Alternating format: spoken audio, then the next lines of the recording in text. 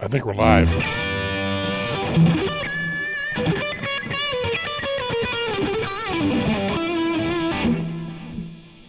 Where is it? Where the hell is that switch? There it is.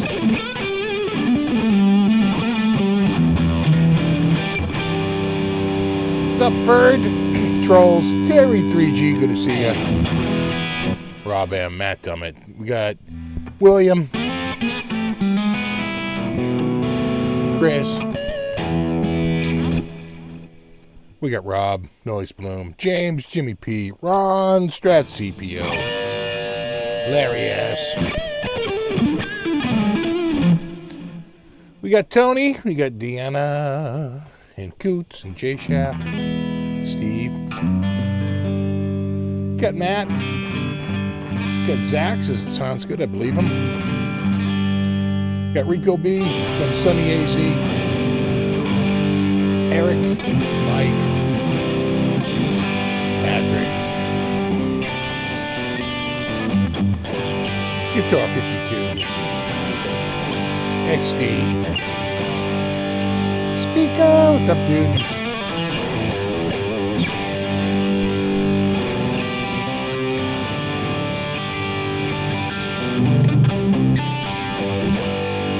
Carlos said, Yeti Matzi, got William, Steve, Vanilla Slice, Mike, Vector Omega, Super Tom, Michael D, Sassy Cat, I know, Rip Dickey.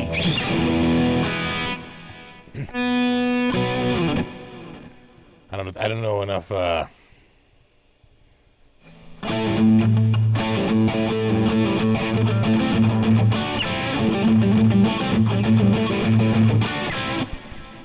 don't know enough Allman riffs. I really don't. I'm so bad about that.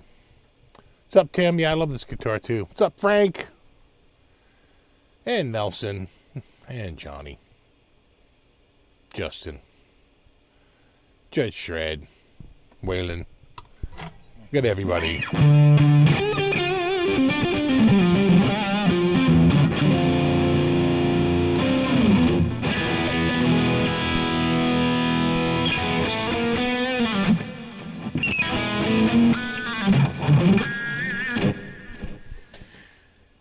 Yeah, it's a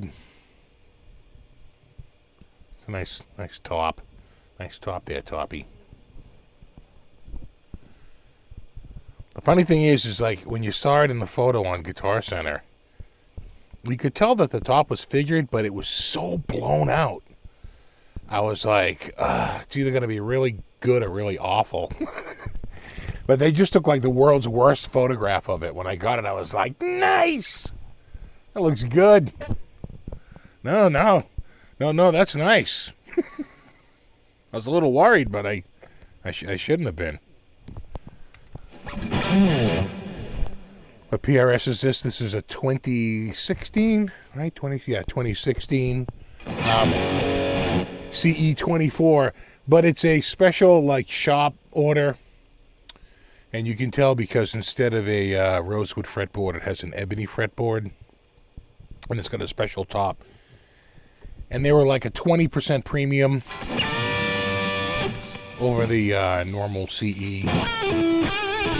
And it came with a hard case, you know, which weighs a friggin' ton. PRS cases weigh a friggin' ton. Yeah, exactly, Ron. Inexclusive. There's a lot of dealers out there that do that. There's a guy around here who does it. What's his name there? The guy out in Walpole. Was it Axe Palace? He does it. He'll do the same thing. He'll get a run in that's just exclusive to his store. And it's like we partnered with PRS, and we're getting you an ebony fretboard, which you don't normally get, and The one he did had an ebony fretboard, and it was a CE24, but it was a flame top. This one I think is supposed to be like some sort of figured top, because if you go to some of the places, they say figured top or like quilt top. That's not quilt though. That's more like figured, right? They don't know what the hell it is. What the hell is that? It's kind of burly. I think it was figured.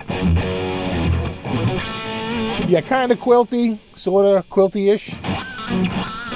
Yeah, I think it's burled too. I agree with Terry. I'm leaning more towards burled maple than quilty. What's up, Super League?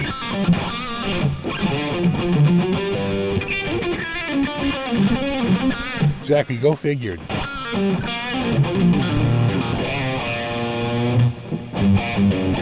Ass Palace, that's a completely different site.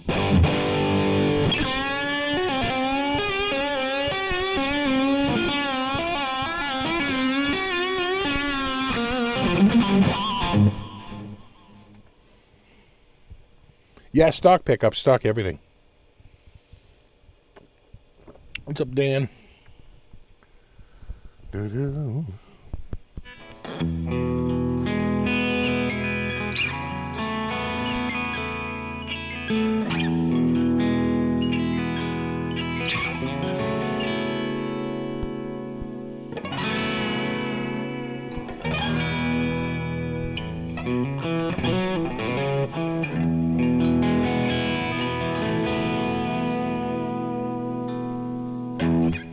You have much experience with noiseless single coils. I just had them on for the official Fender ones that's literally say noiseless on them, like an N2, an N3, or an N4. I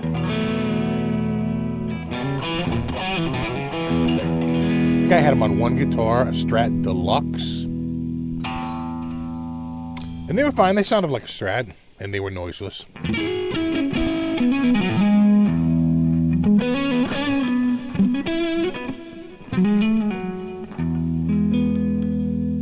Going to Hennings this summer? Maybe. I have a flight tracker on for the flight to Frankfurt, and if I can get that at the right price, maybe I will. We'll see. I've been trying to keep expenses down, but maybe. You know, you got to remember that to go there, you know, people keep saying, "Oh, it's, you know, it's this, it's that." It's like $2,000.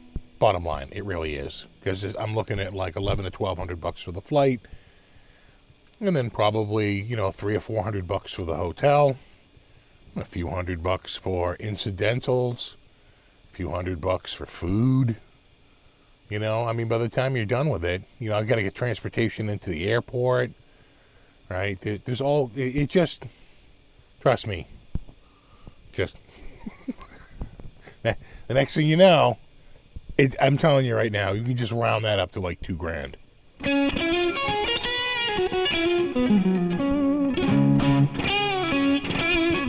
So we'll see. You know, like I said, I did put a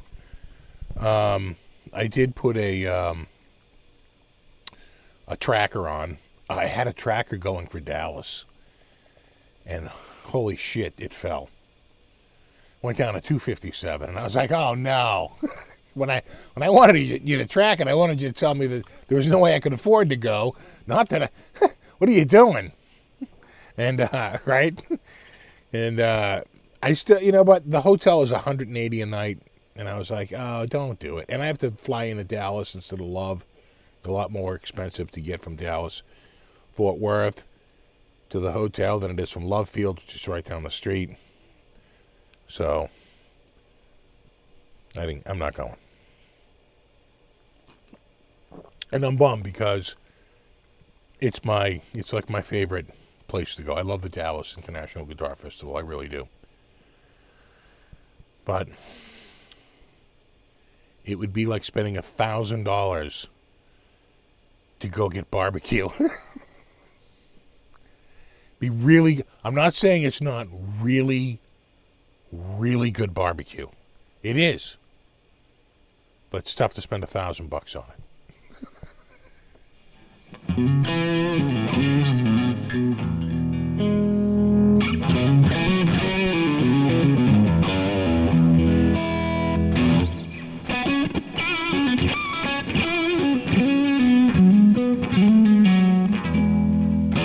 There's that picture of all the guitars. AI? Oh, yeah. I said, show me a river of guitars flowing into a studio.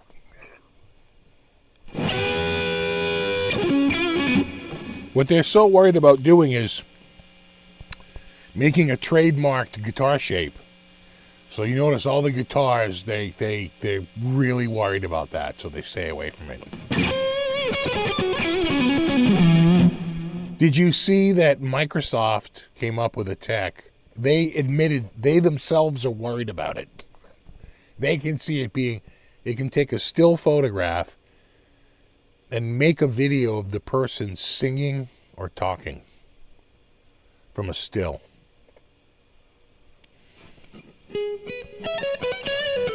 And they were like, yeah, we're not, they're actually keeping it under wraps because they said it, you know, they have to figure out a way to keep it from being abused before they put it out.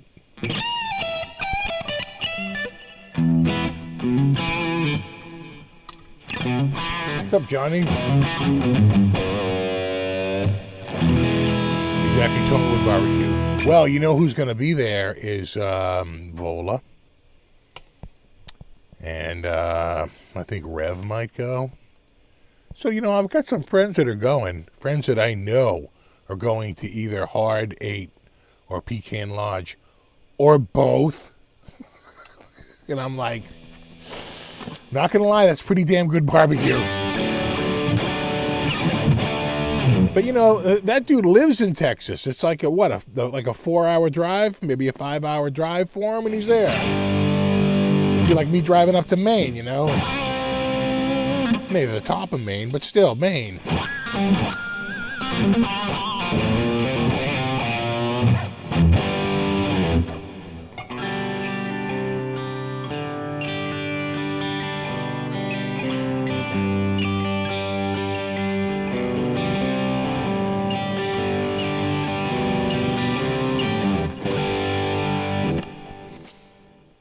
My son's car get fixed now. We're talking it out with the insurance company. That's a long story, which I shouldn't get into here.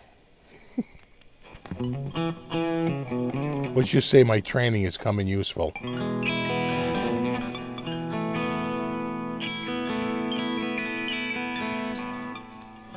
Yeah, I saw that. Yeah, Dickie Betts, 80 years old. I think that leaves the drummer as the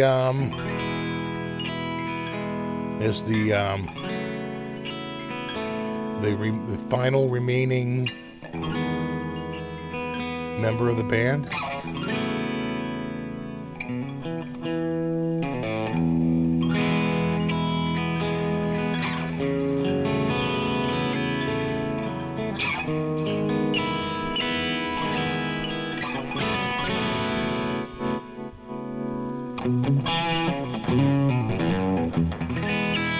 No, Butch Trucks died a couple years ago. Okay. I thought, so who was the, no, the drummer was, God, I forget his name now. We could look it up. But I thought the drummer was still, yeah, Jamo. That's, the only one left, right? That's the drummer, right? Yeah. Yeah, Butch Trucks is the, he was one of the guitar players, right? Or a bass player? I don't even know.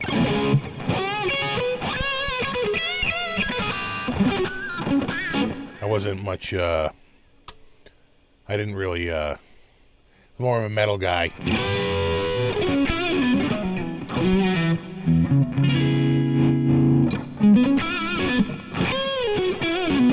Had two drummers for a little while, kind of like what the Dead did. Remember when the Dead had two drummers?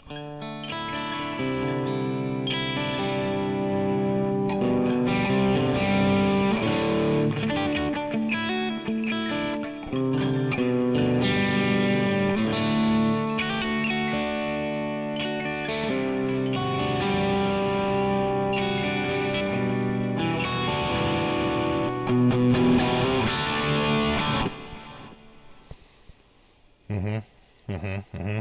Mm-hmm. Mm-hmm. Do. You know what I was looking at today? I don't know what reminded me of it, but there used to be a place up in Lowell called Spaghettiville, right? Now entering Prince Spaghettiville. And I think it was near the factory where they made Prince Spaghetti. And I remember going up there in I want to say 96? The winter of 96. I want to say it was in February. It was really cold. And when I went up there to teach computers, I was teaching like intro to Word, intro to Excel, intro to Windows. I was up there for a couple of weeks, like 3 weeks. And it was kind of crazy because they had, you know,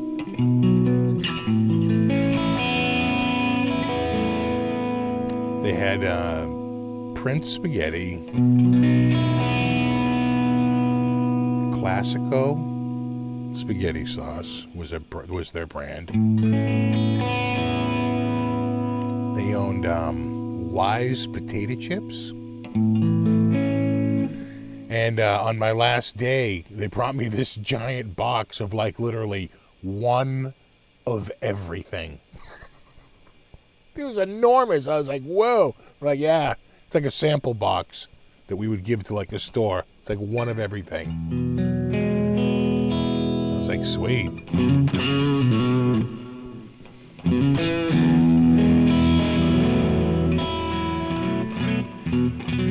Fretboard looks very dark, looks good. Yeah, this is an ebony fretboard. That's both pickups.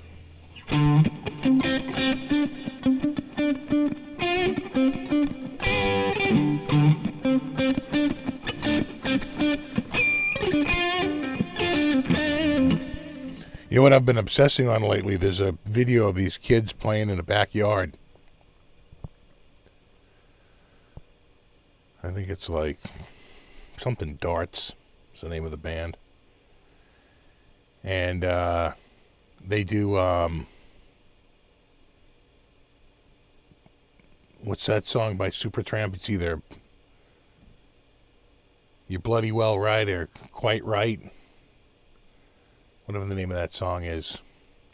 Right. You bloody well right. You got a bloody right to say. Slow Darts. Oh my God.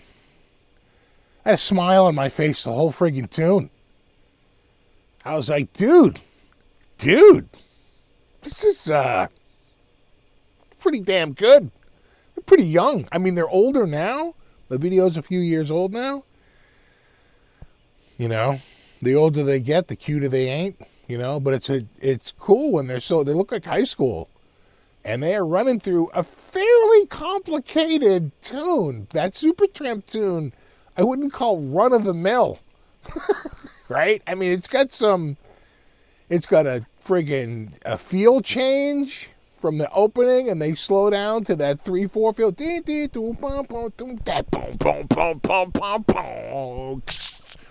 Right?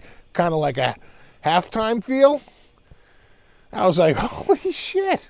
He's breaking out the wah-wah pedal, and I'm like, oh my God! Yeah. No, they're freaking good. Let me see if I can find them. Where the hell are they?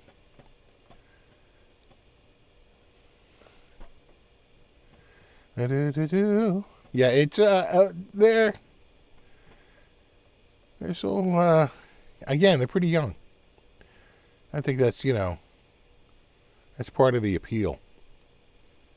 It's because they're so freaking young. Am I hearing cats? I think, yeah, cat butt. Thought I heard a cat butt. Oh, let's see. It's been a while since I watched it, so I'm going back through my history. There it is. Yeah, right there. Look at these kids. Can you hear that?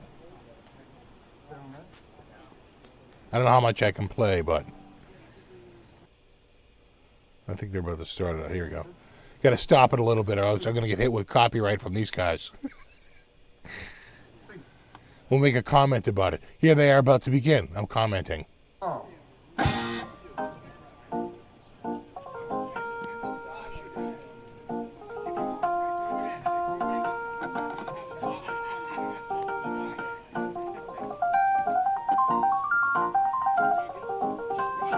Nailed it.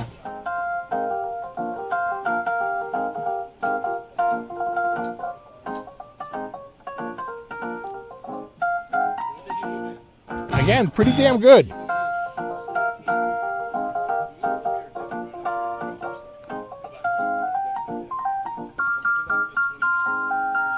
Listen to that turnaround and feel.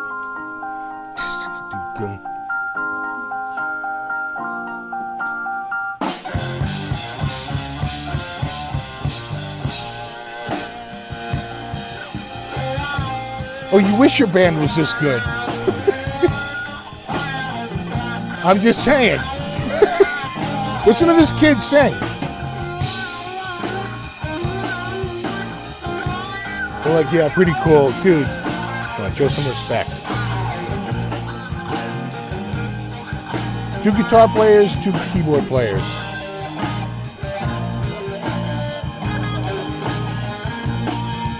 But just really, really good.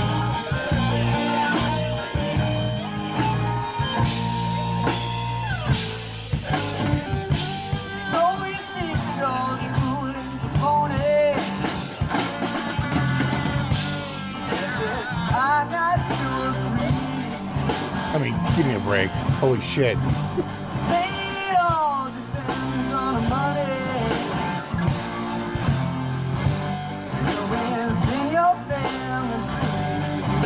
Perfect.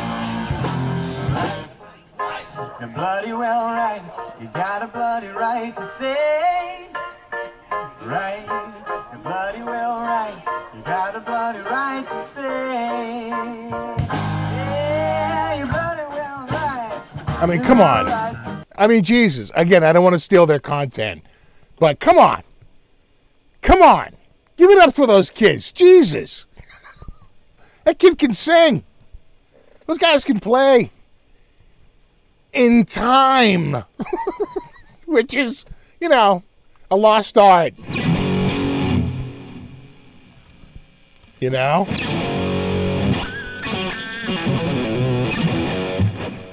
Again, I don't want to steal their content and play their whole thing, but go watch it. They're good. I probably already lost the freaking copyright content to them. I was trying to comment on it, but you know how that goes. Oh no, their timing is spot on. That whole tune, they're killing it. I was like, all right, okay, what do you got? And it starts out, I'm like, all right, that's pretty good. Right? Then they get to the wah-wah, the guitar. Again, he hasn't sung anything yet. And I'm like, that's pretty damn good. That's tight. You know, that's all together. Then he starts singing. I'm like, oh my God, this kid's talented. Then they bring in the background vocals. The girl does the background vocals with them. I mean, and I think one of the other dudes sings too. I mean, come on. Talent.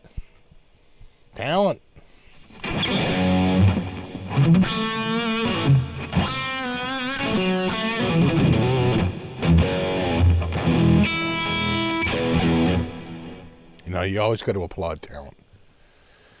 So, there you go. And I know that they've done a bunch more content since then. That's probably their biggest video. I think it's got like, does it have 1 million views? 248,000 views. Yeah. Oh, they're killing it. They're so good. Do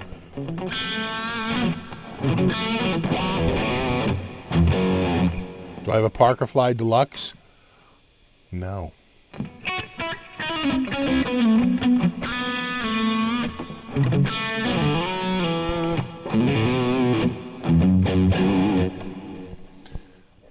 Yeah. No, they're good. They're again with you're like a little like, oh my God, they're really doing it. Look at them. They're nailing it. You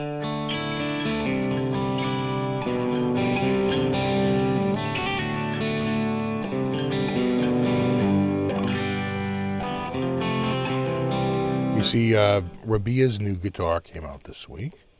It's finally available for sale. Very neat.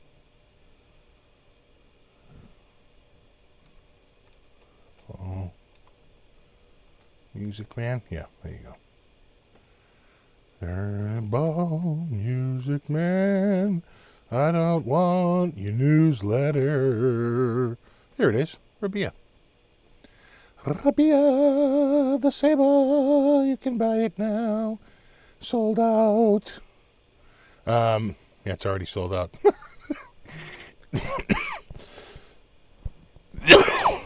I think this one you can still get. Yeah, find a dealer.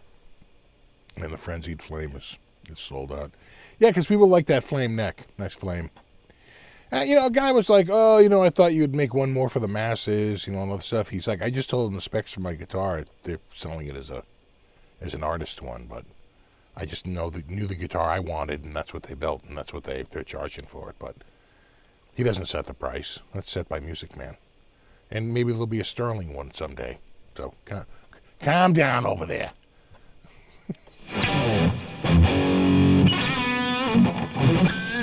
I've never owned an Ernie Ball, but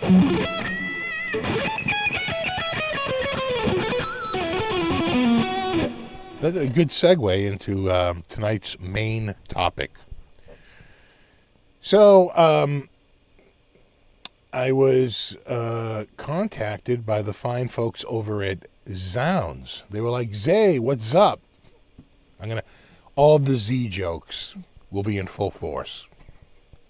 Let me see if I can find their website here. Right there, Zzounds. These guys, Zzounds, which maybe you bought something from. I know I have. I've bought a few things from them over the years. Anyway, they reach out, and they basically say, hey, if you want, we can't give you stuff, but we can loan you stuff if there's something you would like to check out. And you can keep it, not forever, but you could keep it, for a long time, a few months if I wanted to. But you can't keep it, you can't go into the years, but you can keep it for a little while if I wanted. And they basically said, anything in the store they can loan out, and they'll cover the shipping. It's just a way for me to basically showcase new gear that I wouldn't normally have here. So if you go to their, hold on, let me go there. If you go to their electric guitars, he said they're like one of the biggest Fender dealers.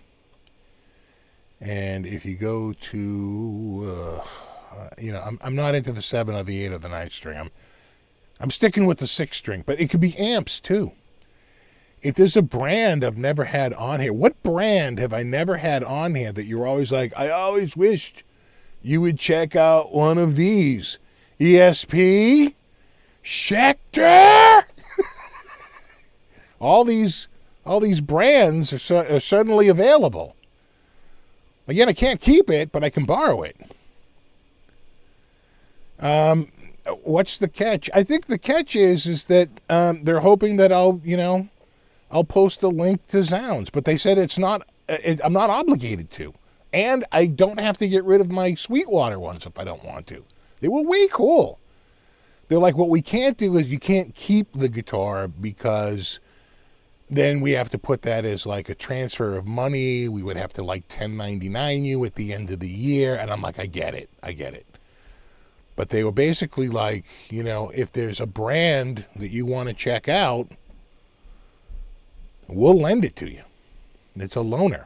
Now, they didn't say this explicitly, but I am sort of deducing that it's from their open box stock, right? That's what I That's it. And if I wanted to keep it, yeah, it probably a discount if I bought. Yeah, Ron, I think you're right. I'll bet if I went to them and said, hey, I just want to buy this, I'll bet they would give me like an insider price on it, you know. But I'm not even thinking, I'm thinking like they have some exclusive color Epiphone stuff that's coming. I asked for that first, but that's actually not in stock yet. So they can't send one. So we're still working out what I'm going to get here. What I'd like to do is just turn it into like a regular thing where I just feature a new guitar like pretty frequently, maybe even every week. Guitar of the week, something like that. And come up with like, you know, Ibanez, Jackson, Kramer, Schecter. You know, there's a lot of brands here. They have Sterling, they have Ernie Ball. They have acoustics. I could do acoustics, you know. And they just basically said, we'll cover the shipping. And, you know, you can't keep the guitar. It's a loaner. And I was like, yeah, okay. And it doesn't even have to be guitars. Like, you know, the other thing I was thinking is like, you know, I don't really do a lot of amps. You know, maybe I should, you know, under guitar, is it under guitar? Yeah, under guitar amps. I mean, Bad Cat, Black Star, you know, they have EVH amps, Fender amps, Friedman amps, Fuchs. I believe that's how you spell that. You pronounce that. Fuchs. You know? Of course, Gibson. What else do they have? They have Marshall. Mesa Boogie. You know, it's kind of orange. And they're like, yeah, no, we'll loan it to you. And they just said, you know, it's gear. Effects pedals. Anything under effects, keyboards. They'll loan me a keyboard. Pretty much anything. You know, but I think the only catch is it might have to have an open box one ready. But you know what? They have so many open box stuff. Like if you went to clearance, I think that's all the open box. They didn't say that explicitly. But I mean, I wouldn't want them opening up a guitar and sending it to me. You know, that feels counterproductive. So I suspect that the quote unquote in stock ones might be this guitar amps. Is it under E for electric guitars? C, D, electric guitars. Yeah, any there. Epiphone. Gibson, you know, there's a lot. Just pace yourself, I know. Yeah, they're U.S. based. Yeah, I know, they're in the U.S., yeah.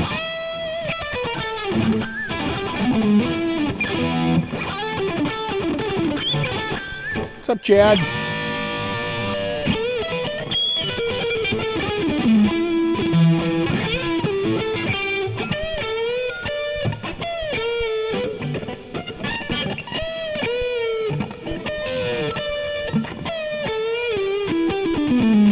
Magnatone and Friedman, yeah.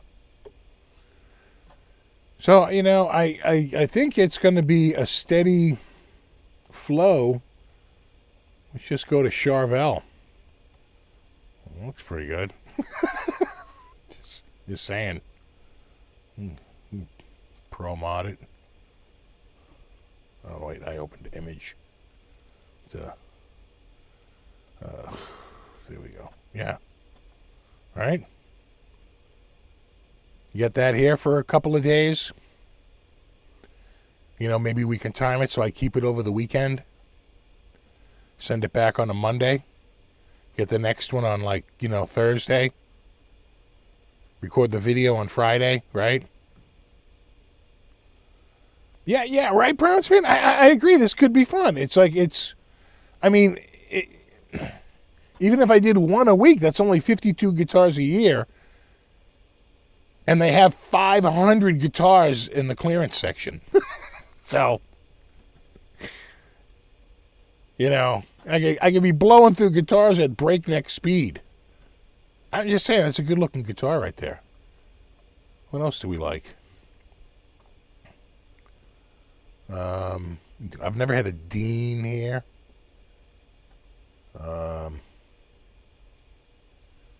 Yeah, 6-string. That 383 because it's in the clearance. We'll go to the, what do you like, Epiphone? What am I going for? Gibson? Got some good-looking guitars right there. That nice 61. Ooh. Under the scratch and dent. See, I feel much better about them sending me a scratch and dent guitar to borrow. But yeah, I think that could be really cool. Really cool. And then I'll just feature a new guitar every week or every couple of weeks. I'd like to do it like every week if I could. We might have to front load it a little bit just to get ahead of it. But then we could cut, pare it down. Front load it by like, a half dozen guitars. So you're always like 6 weeks ahead. And then if a guitar comes out that you really want to check out, you can always just insert that one, at that time. So let's check, if we say Ernie Ball Music Man, let's add EVH. And let's uncheck Gibson. Yeah, see, they got some. So, like, and if you open this up, that's a good looking guitar right there. All right. You can see the blem. Like, that's under scratch and dent, too. Again, they never said that I'm limited to that, but I'm just going to say, like, personally, I would feel better if I was getting scratch and dent than something brand new. I might limit it to it just to take the burden off my shoulders, not to like damage it in any way. Because you're acting as a temporary steward. That's a good looking guitar though. Try Music Man? Yeah. I thought I checked Music Man. Is there any Music Man in the list? Nice looking EVHs though. Yeah, there's yeah. There you go. There you go, dude. There. This one might have to be under Guitar of the Week, Platinum Edition. I think they do. I thought they did free shipping most places, no? And maybe if you're outside the States, and shipping would be expensive.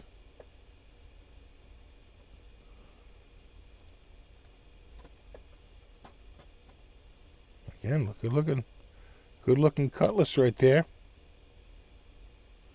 Kind of reminds me of a Strat I owned back in the 80s.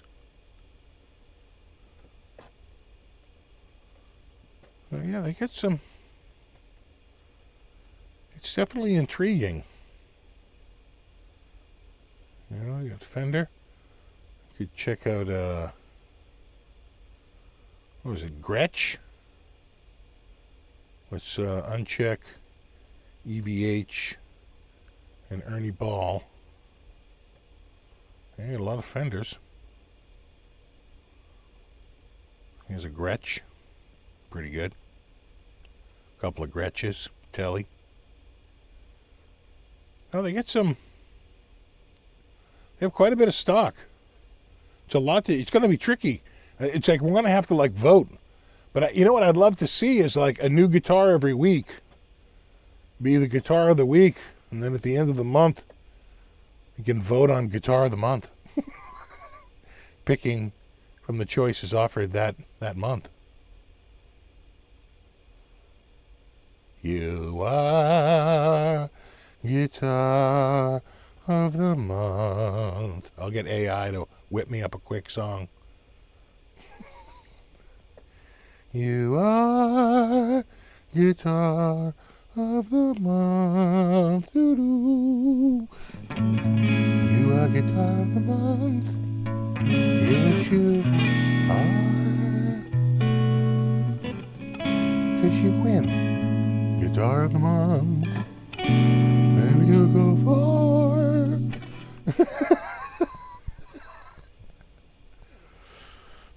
Guitar of the Week presented by Zzounds. They don't even want me to say Zzounds. I don't even have to say that, Terry. I can own the whole segment. In other words, it's not a, you know what I'm saying? I don't have to say this is sponsored by Zzounds or anything. They're like, no, we're not requiring that. You know?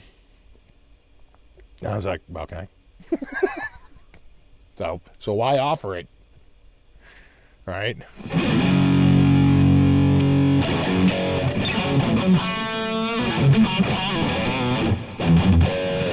That's a lot of work. They need to compensate you, man. Well, I think what they're hoping is that, in other words, I don't have to do the video. But what do they need to compensate me for? They even told me, you don't even have to make a video. They're very lax on it. But basically, they're like, we'll send you gear if you need gear. And I could use it to do a lesson video. I don't even have to be like a gear video, right? And I don't even have to mention Zzounds at all. They're actually way cool about it. I had a long phone call with them. We talked it out. So.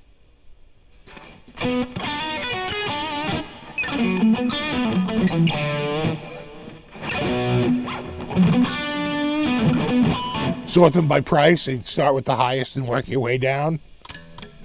That is one strategy.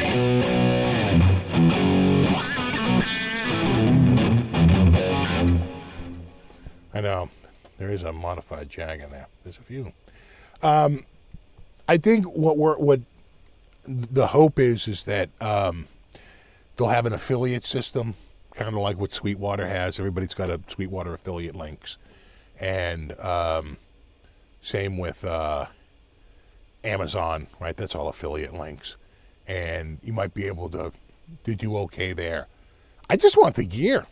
I'm just looking at checking out a bunch of guitars without having to pay for them. And the dude even said, he goes, it will literally show up on your porch. You can check it out. All you got to do is put it back in the box, and a dude will show up on the porch and take it. Like, in other words, they have a pickup system. I don't even have to drive it to the drop-off. They send a call tag. I'm like, sweet.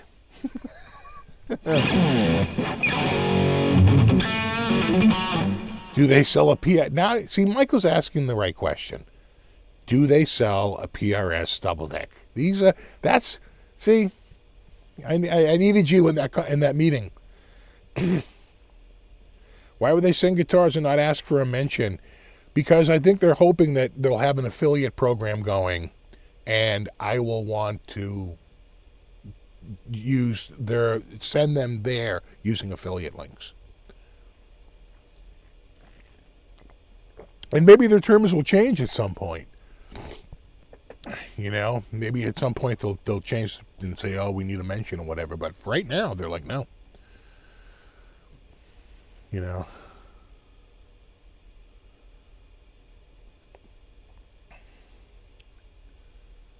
I think what they wanted. I think they look at what Sweetwater and Tolman are doing, and to probably a lesser extent because they're a much bigger operation with a much deeper base. Amazon, with their affiliate links, and basically says it doesn't raise the price of it. It does generate links because people will put links out if they can scrape 0.01%. Right? It's like ridiculously. Amazon used to be much higher. They're down less than half of where it started 5 years ago. But what can you're at the mercy of them. There's nothing you can do about it other than, bitch and moan. But yeah, exactly, Terry. And to be early positioning for a partnership if they ever want to do it. I think they look at, like I said, I think they look at what Sweetwater does and they say, we should do that too. Right? I'm sure that whole Sweetwater affiliate program that's been going strong now generates a lot of leads for them. And they probably look at that and say, we'd like to do that too. which makes smart business sense, quite frankly. So I think that's what they want to do. They want to get gear going. They want to grow a base. They'll get an affiliate links going, and then they can send out gear, and they sort of guilt you into saying, like, well, you know, if you're going to put a link in the description, I know the Zzounds one. Right? And you're like, sure, why not? And I just think they're hoping to just drive traffic to their site, because all it really costs them is the shipping to and from my house to where they are. And that's it. Shipping both ways. Would they link to your video? I wouldn't mind that, Tony. You can link and embed to my video. You just can't take the video. You can't download it and upload it to your own thing. But I don't mind people. God, Seymour Duncan used to embed my video for years. I don't know if they do it any longer. They probably have a better video now. But my one for blackouts, for years, I was the video for blackouts on the Seymour Duncan website. But I don't care. It drives traffic to the video.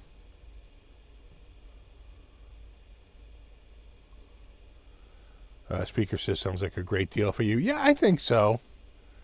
Zzounds is awesome. I've had nothing but good things about them. They say their customer service is really good, and they carry all the major brands. You know. How far are they from me? I'm not really sure. I thought they were in the Midwest, but now I'm thinking they actually might be in New Jersey. I'm not really sure where they are.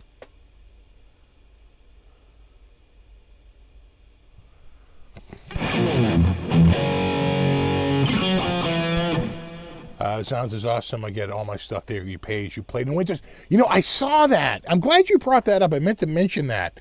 Yeah, right. So, like, look at this. Let me go back over to this. I happen to have the page still up. So if you look at those show the Fender, it's $16.19, or you can make 3 interest-free payments, right, to spread it out. And they'll do it. It depends on the item. Like this one's 6, a no credit check, 6 payments of $184 gets you an $1,100 Fender that you might not be able to just, afford outright. So, and it's interest free, which is money on someone else's dime. Let's check Ibanez. While we're here. I mean, come on. We can just look. We're just looking. Let me get rid of this Gretsch. Let's look at these Ibbies. Which Ibby are we getting home? That 5120. Yeah. Oh, Jim Jr. Nice AZ. Going headless horseman.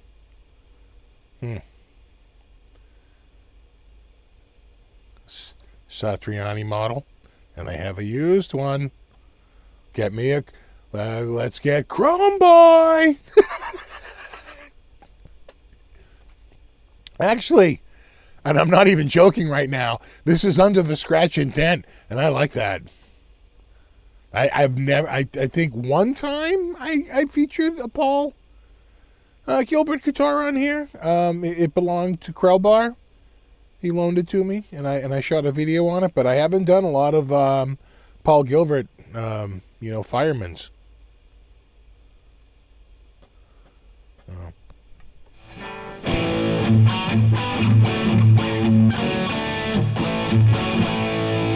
Higher price stuff. They do 12 payment. Oh, you can do 12 months. Wow. Yeah. And it's interest free, right? Well, there you go.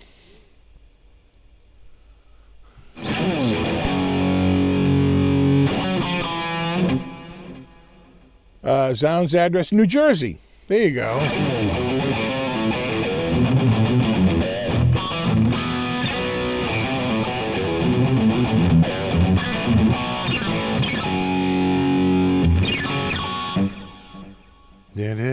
You sold me C for Boston. Sounds good. Yeah, there you go.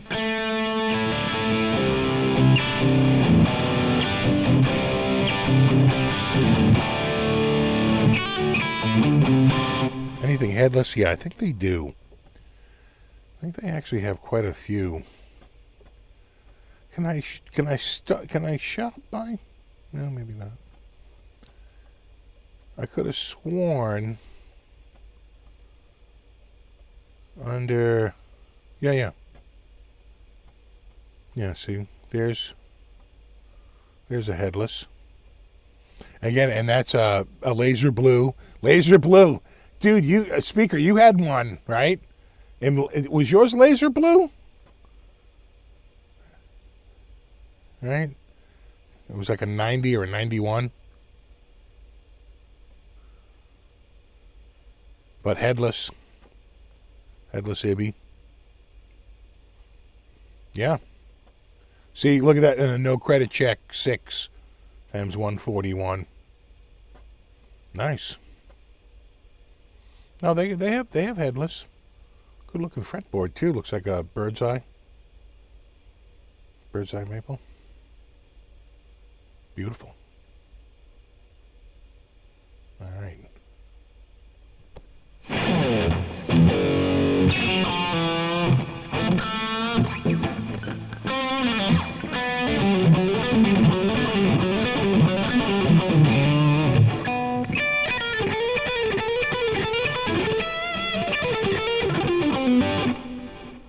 You have a laser blindness? Yes, yeah, I thought so. Zzounds is an hour drive for you. Okay. So is Zzounds? I don't know if they're a retail store. I think they're an online only store. Do they have a retail place where you can walk in and try out a guitar? I don't think so. But I could be wrong.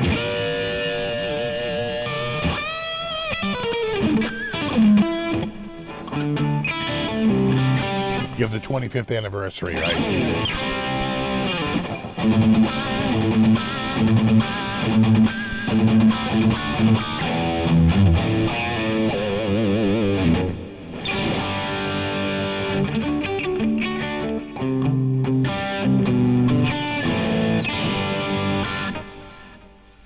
Yeah, going by the website, they look strictly online retailer. Yeah, hold up on that road trip. You're going to get there. It's going to be like Wonka.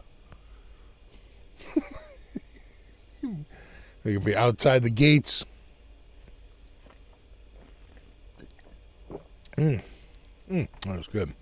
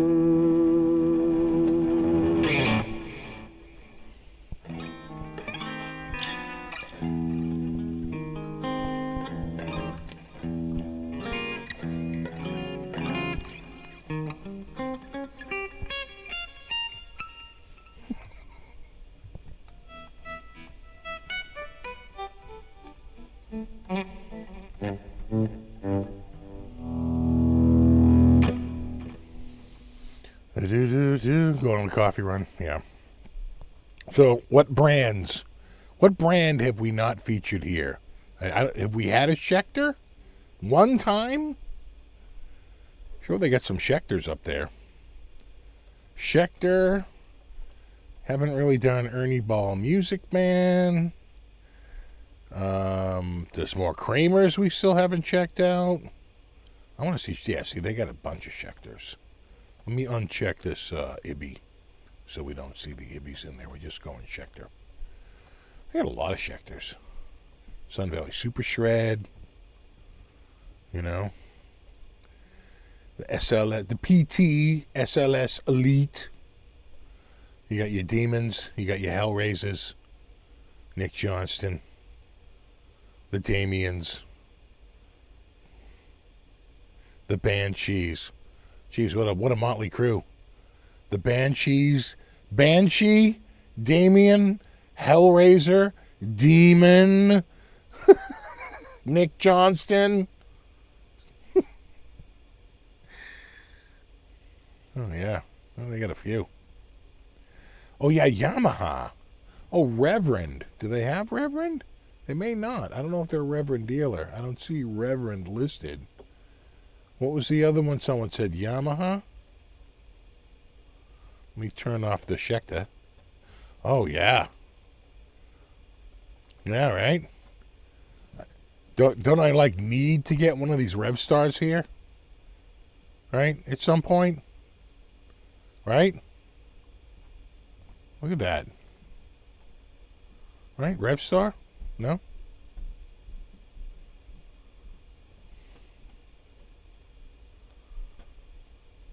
Be nice. Or a Pacifica.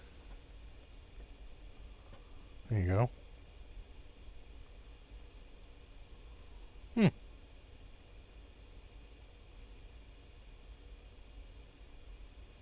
Yeah. Do they have... Let's see if they have Wild. I'm not sure if they... They do. Dude. They do. They have Wild Audio. Ooh. They only got 3, though.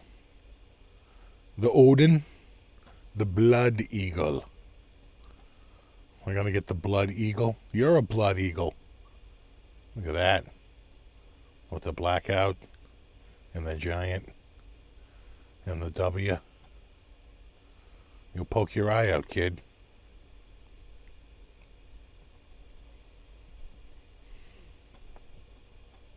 The Odin.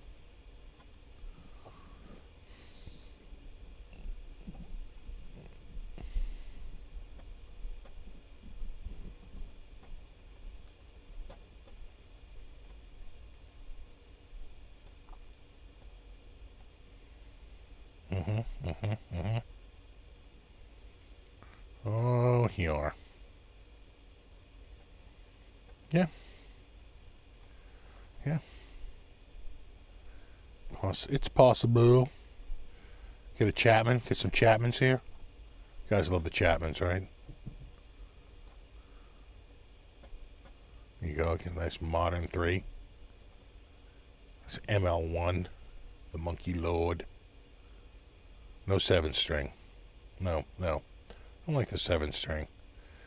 Let's see what they got for Epis. Oh, yeah. Got the Brendan Small.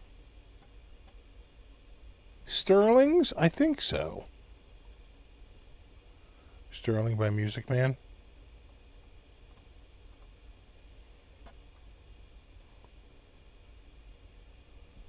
A lot of Epis. I'm just saying, there's a lot of choices. Like, what guitar do you want to see on here?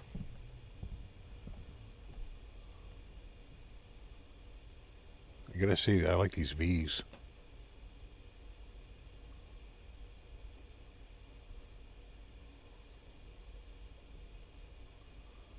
Sterling. A John Petrucci model. Another Sterling. A Music Man Cutlass. And another Petrucci model.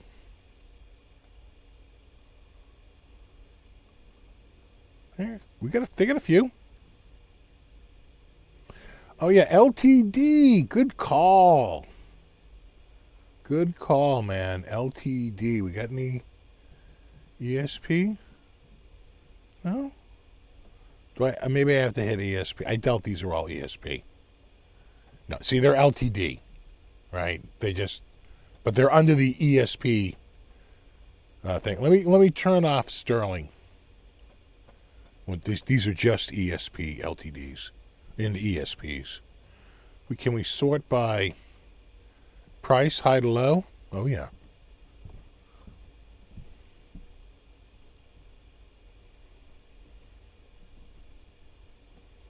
Phoenix.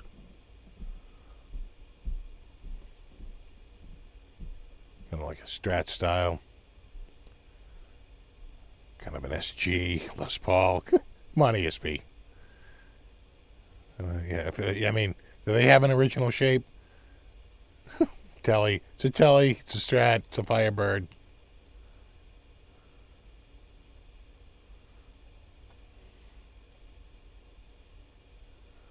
Who else? Gritch, Kill, Jackson. Action Jackson. Let's dump ESP. Now you're talking. Jackson American Soloist SL3. Get a V. You like the V's? One of those 1,000 LPs, yeah. I tell you, this is I love gold. Look at this. I have to put gel in my hair before I play that guitar. Maybe splash a little cologne on.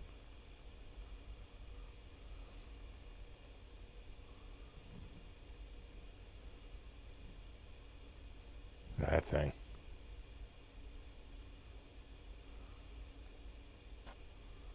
You say, how much more gold could that be? And the answer is none.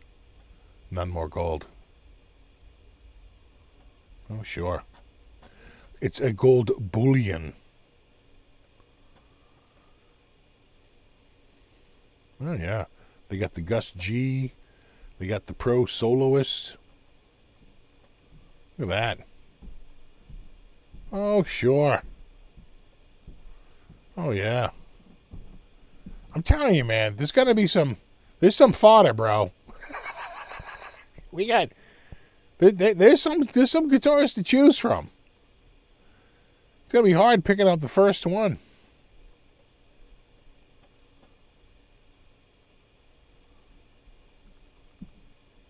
But I think I have to go with, for at least the longest time, guitars I've never featured, right? So it's like I've done the JS, what was it, the 24 and the 32, you know, but I haven't done a soloist, although I had that one that I returned.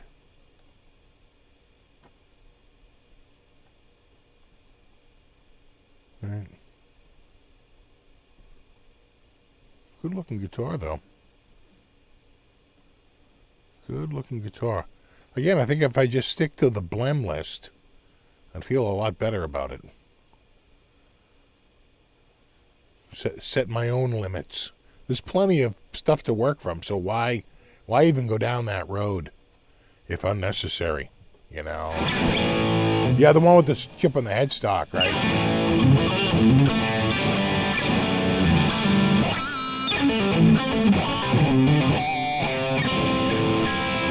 Have to get the spandex out, right?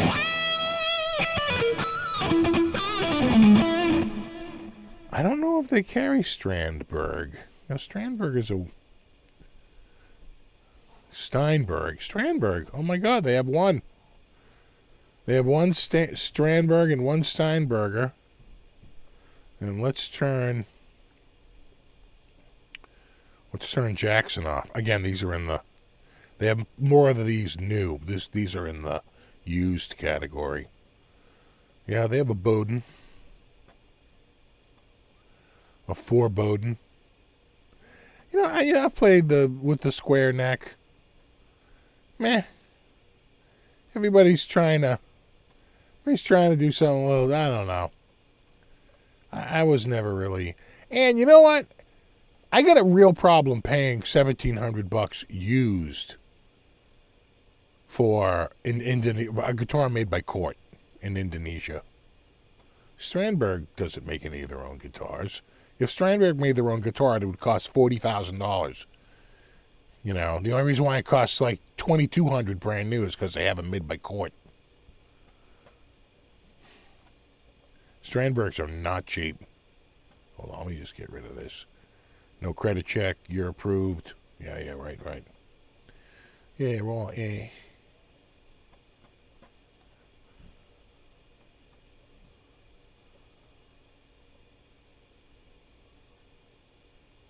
So Spirit, I have a Spirit, though. I've already covered that guitar. No need to cover it twice. Dean. Couple of Deans. Nah. Just seems like a low-cost Strat copy. You know? Super Strat. And that doesn't remind me of any old Dean that I remember. Right? Dean. A weird company. Again, Dean is, just one of those companies where they literally had a fleeting moment in time. And I mean a very fleeting moment. 3 years tops. And then boom, over. Sold.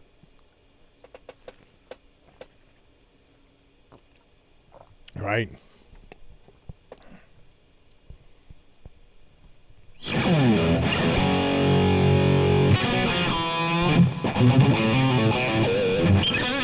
Yeah, but by the time Dime is on board, the original guy, Dean Zelinsky, I don't even think owns it any longer.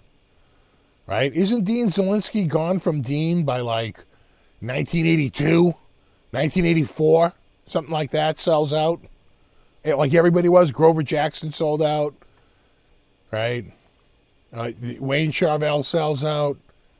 BC Rich sells out. They go to... right? Charvel goes to the people who owned Hondo. That was WMC, World Music Corp. And then, BC Rich sells out. They go to a Korean maker. They're all made in Korea for like the longest time. But they don't really make it very long. They build it up, they get a little bit of success, and then they sell it. They try and cash out.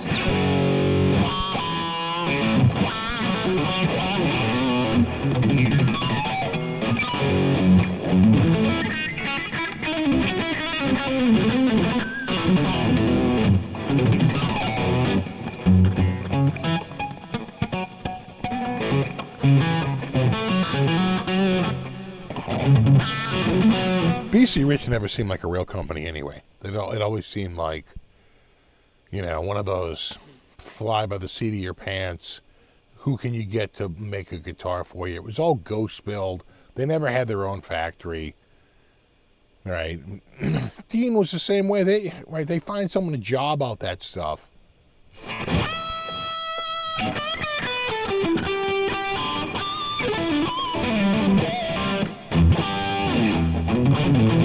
Hamer's another company, very quickly sold.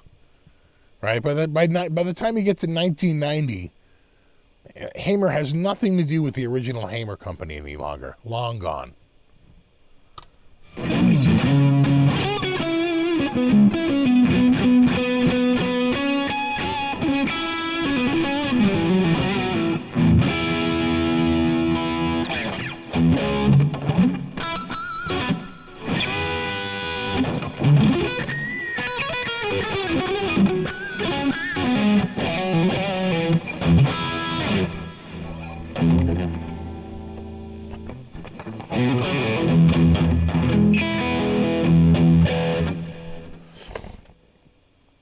No, I remember, he joined Jeff Diamond and DBZ Guitars. And then, of course, everybody has a falling out with everybody they ever work with, because nobody's got any money.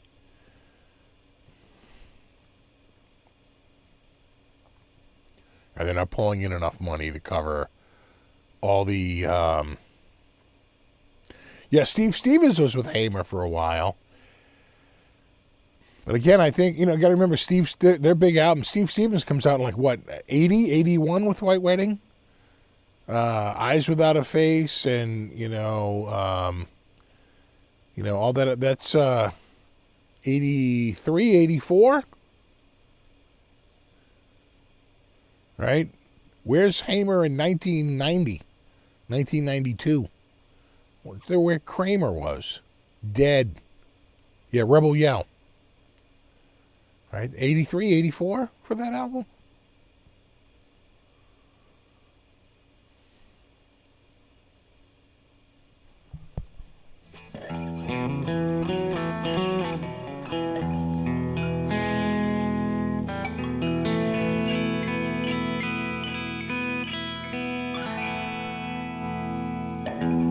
It's funny you see you might be a little younger if you associate Teen with Dime and Michelangelo Badio. I associate Teen with really one band, and that's the Cars. I can still see Rick Ocasek playing a big giant Dean ML. He had a Dean Cadillac. I remember Elliot Easton playing a Dean ML and a Dean Z. You know, the Cars.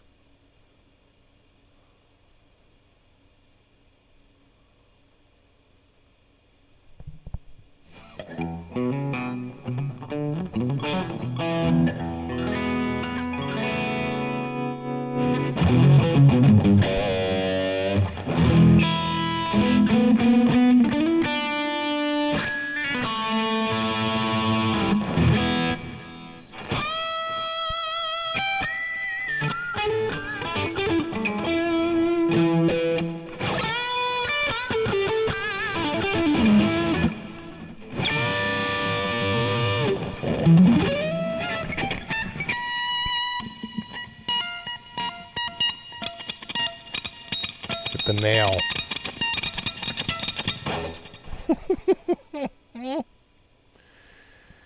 Judas Priest. Yeah.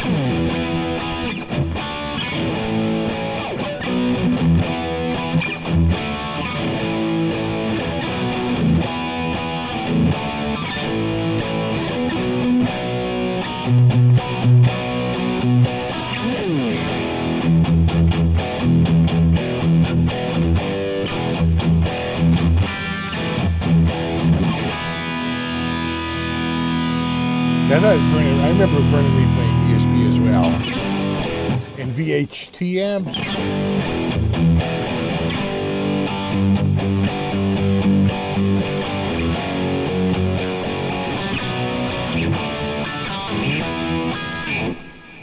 Yeah, I remember Rick Nielsen really being that. And quite frankly, I do remember Steve Stevens being a Hamer person.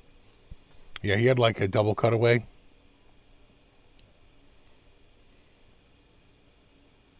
Buddy? Bud? Down here, buddy. Buddy's got an alarm going off. Cat without a human. Lonely cat. He's got a lonely cat alarm going off. Hello? Hello? Hello? Down here, bud.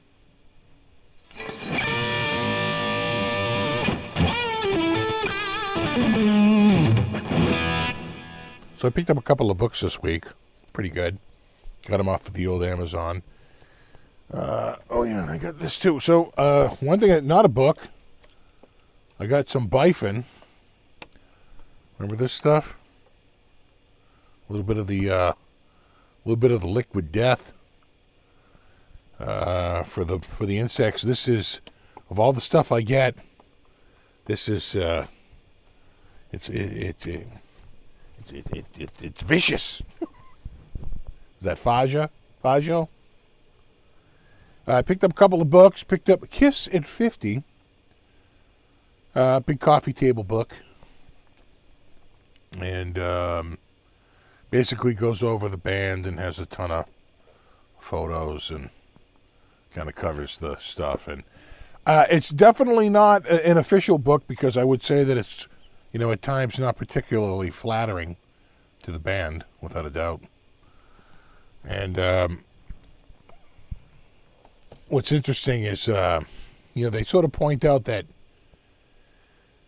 so they got Casablanca Records going, which is pretty much Kiss, right? It's Neil Bogart who names it Casablanca Records because his last name is Bogart and Humphrey Bogart, so he comes up with the name. and they're almost going to get like dropped for distribution because they're just doing so poorly. And Kiss Alive comes out and basically infuses them with cash. They have a hit record, and like kind of Kiss Alive saves them. And as the author sort of points out, he goes, you know, you don't want to say that Kiss Alive was a big thing, but there's a lot of copycatting in the industry. And almost every major band after that, and he went down and listed all the bands. He goes, came out with a live album within 2 years. He goes, all of a sudden now there's a, you know, Zeppelin has a live album out. You know, Peter Frampton has a hugely successful live album. There's this huge push for like live albums because they saw the money Kiss was making and how low cost, very low cost to put it out. And Aerosmith put out a live album. They had a whole list. You could not believe the list of bands. They put out a live album between like after Kiss's live album comes out, maybe about 6 months later to like 2 years later. There's definitely like a little, because the industry just copies each other. And they see that it's low cost and they're like, we should do that. Yeah, Cheap Trick, right? Everybody does a live album because it's so cheap. So that was, but he basically points out, he goes, you know, in 1978, he goes, you know, they were rescued 3 years earlier by the Kiss Alive. And album sales really take off. He goes, but in 1978, he goes, you know, they're already owned by Polygram Records by like half of them. Like they own half of the company, like 49% of the company. And they're still broke because they're going through blow like crazy, right? And they're living lavish lifestyles at the record company, not the bands, the record company. And he goes, it's just hard to imagine how they could be broke when, and he goes, when they had Kiss, which I think anyone who knows Kiss says in 1978, they're kind of peaking. Right? The downfall is really those solo albums, but my God, but in 78, Kiss is probably at their peak, right? It's all downhill after that. They've got P-Funk, right? Parliament, which is not huge everywhere, but it's huge in certain markets. They have Donna Summer, who in 1978, I mean, you got to be kidding me. She's killing it, right? The crazy singles that Donna Summer puts out. I mean, right? Donna Summer. And this is the coup d'etat.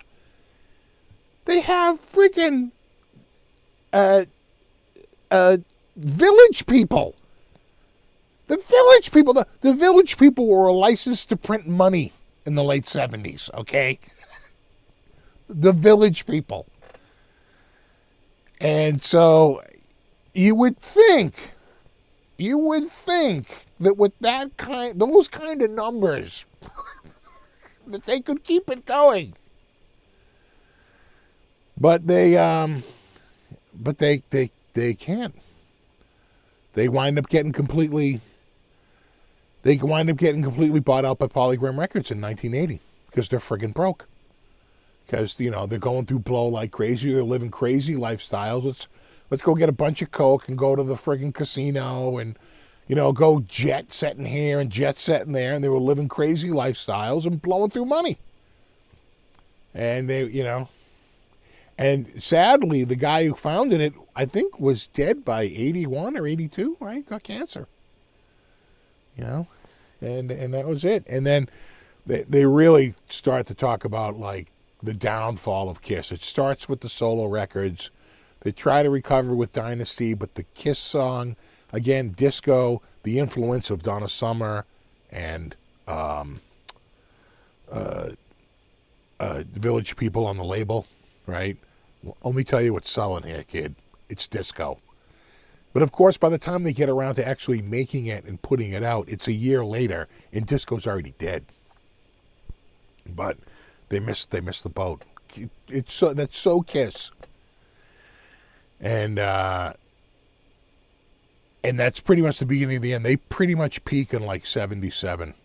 And they said 79 was such a bad year because not only does Dynasty not do that great, the solo albums had people questioning whether, like, because they were so not rocking, except for Aces.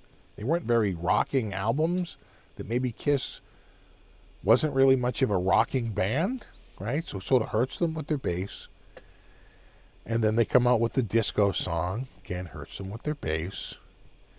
They come out with an album cover with Unmasked, it's very cartoonish, hurts them with their bass. And not as serious like some of their early painting stuff, like Love Gun or Dynasty, and or even the graphic art of Rock and Roll Over. Much better album covers. And man, it is just the end. So I'm at the part where they're on that, right? They've already ridden the bell curve up to the top, and they are on that deep slope down. Very, very, very, very deep down slope.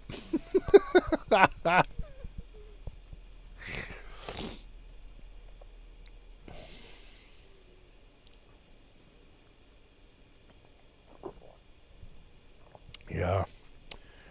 So, you know, it's an interesting read. And, you know, for such a big, heavy hardcover book, it was $23. You know, pretty inexpensive. I got a second book. Now, this is a book that I saw when I went to the Rock and Roll Hall of Fame in 2019. But I think they wanted $79, and I said, there's no way I'm paying $79 for this book. It is a gorgeous, I mean, this has got one of those covers that's just like so nice, and the gilded pages and all that. It's basically a picture book of Kiss between 77 and 80. You know, it's sort of like, you know, their peak. It's this woman who owns the photographs. They hired this woman to do a bunch of, basically she was the official photographer of the band. So you'll see a lot of repeating photos like that from the same shoot. But she just put together all her photos and put it out in a book. Now, I wanted to say $79.99 was what they wanted for this book at the Rock and Roll Hall of Fame. And I was like, no way. And I went back home. I went to Amazon, and it was still like $66 or something like that. And I was like, yeah, I mean, it's nice, but it's not $66 nice. Now I paid $43 for it, or $42 or $43, I think I paid for it on Amazon. Much better. At that, it's worth buying it. I think at those higher prices, I'm sort of not a buyer. But it's heavy, and it is chock full. It's I want to say 300 or 400 pages. Oh God, that's heavy. Oh, it's a good book though. Hey, what's up, Alshon?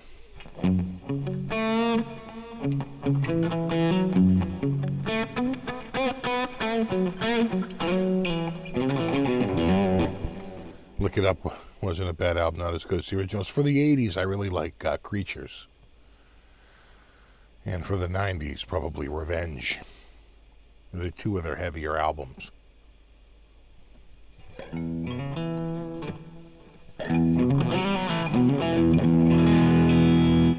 I wonder what the Kiss royalty take is on those books. I think Jean does anything for free. Well, she owns those negatives. There's nothing they can do. She can publish those negatives all she wants. The photographer owns the negative. So, as much as it burns their ass, they're probably not making a dime. Unless she had a license to the logo.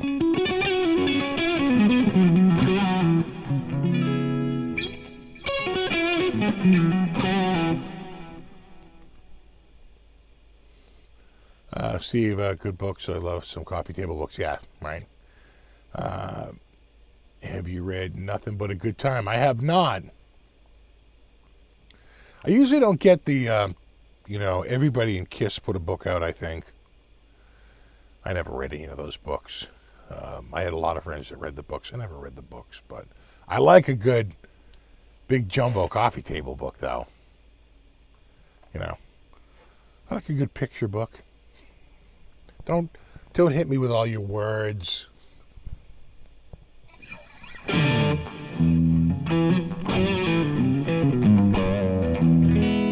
I like the Van Hagar area? Yeah, I thought Van Hagar had some great songs,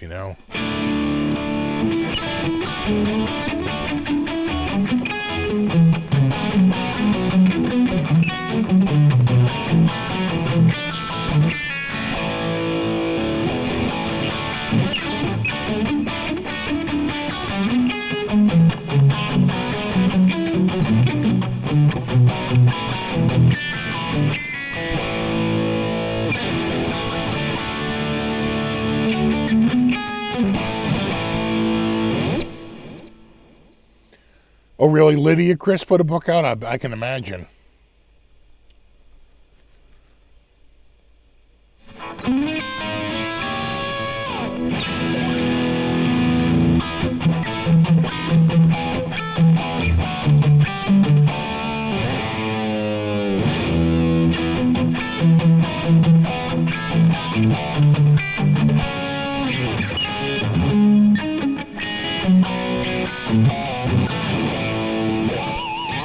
It's a book about the 80s metal scene. Okay. Mostly Sunset Strip period. Sure, very good. Also, the Sebastian Bach and Kroll books are good, yeah. Hey, what's up, Mazzetti? Philip Sace is insane. He just joined with PRS, I think. I'm regretting not going to the, like, Philip Sace is the type of dude who would be, like, at the Dallas Guitar Show doing a set. Yeah, I didn't like, I never really liked music from the Elder. To me, there's a period between, say, you know, the leap for me is kind of ends with, you know, Love Gun, you know, Kiss Alive 2, really. And then the solo albums, the only good one was really Aces. And,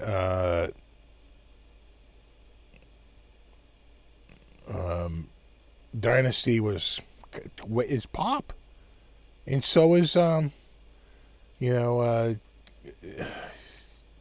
Music from the Elder and Unmasked. You know, that's a mullet Kiss, right? The short hair. Oh, God, it's a terrible period for them. It really is. And then it all comes back. It comes roaring back with Creatures.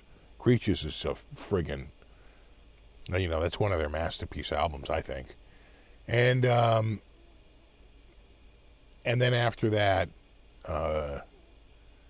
Revenge. Really good. Yeah, Headband Ace. Or was it Headband Paul? Headband Paul. Purple headband. See, and the reason why I say that the solo albums killed them was because if you notice, all their costumes took on the colors of their solo albums after that for the Dynasty tour. So Paul suddenly had this purple outfit, right? Peter Criss had a green one because his background color was green. Ace had this new blue look, right? Red. Gene was red. They sort of embraced those colors that were from those 4 solo albums, which was a mistake because those 4 solo albums, 3 out of 4 sucked.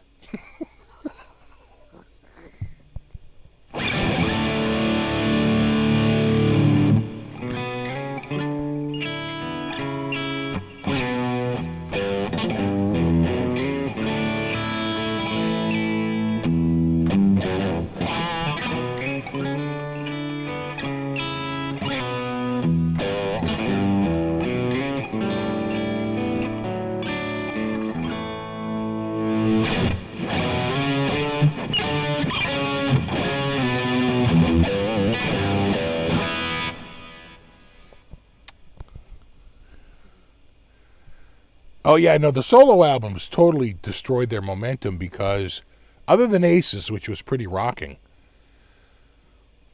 you know, Gene's was very light, way more pop, you know. Paul's was probably the closest to a Kiss record and not a very good Kiss record. Peter's was like an old timer. Oh, I like my rock and roll, because you realize he's 10 years older than all those other guys, and he's really from this other like era, you know, and it showed. He had the chance with his vocals to make like a killer album, and it was all like, I couldn't sleep at all last night. It's like, I threw the blanket on the floor. It's like, dude, what are you doing? What the hell is this? Like, no. You are killing your street cred. Killing.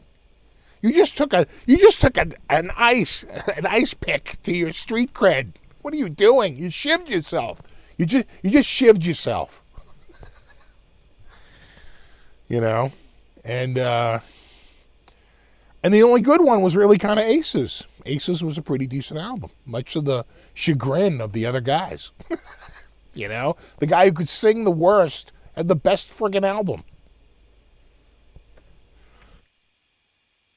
What you don't realize, too, is that Detroit Rock City and the whole Dynasty album, well, revered now.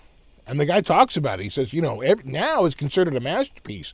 But when it came out, it was considered a big departure. It was way more pop than what they had before. They didn't like the kids' voices and God of Thunder. They thought it was too cute. You know, there was some push. And Beth, they're like, what the hell is this? What the frick is this? Right? No, there was some pushback on that album. Now, in hindsight, people love it. But at the time when it first came out, it was considered a departure from the first three albums and A Kiss Alive. You know, you're going from...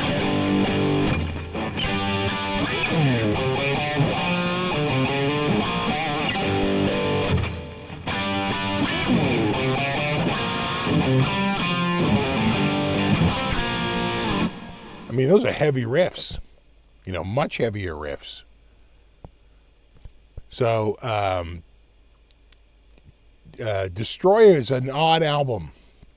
I hated when it came out. And you know what Destroyer reminds me of? Empire Strikes Back and Return of the Jedi. When Empire Strikes Back came out, it came out to sort of tepid reviews.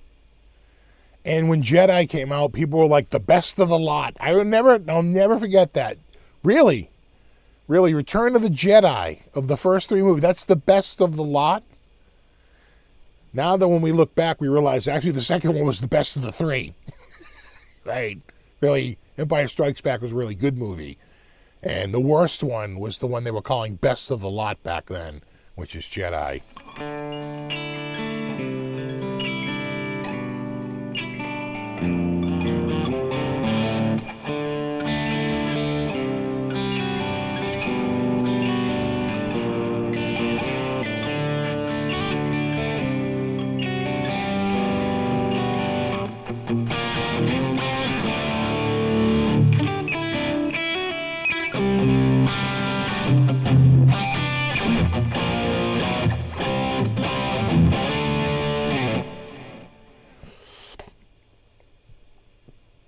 You ever got a band wearing clown makeup? Well, you had to be of the right age. And there was plenty after them. I would say that Motley Crue kept the tradition going. Twisted Sister. Who else? Insane Clown Posse.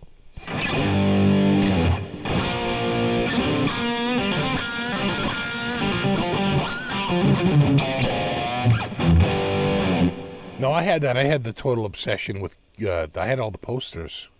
If I had those posters, I'd have like thousands of dollars worth of media right now. Those old, John 5, another one. Alice Cooper. You know what?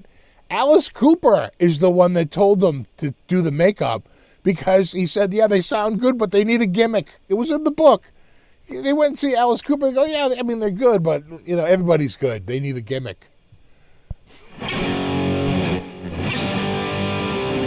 Yeah, Guar, King Diamond, Slipknot.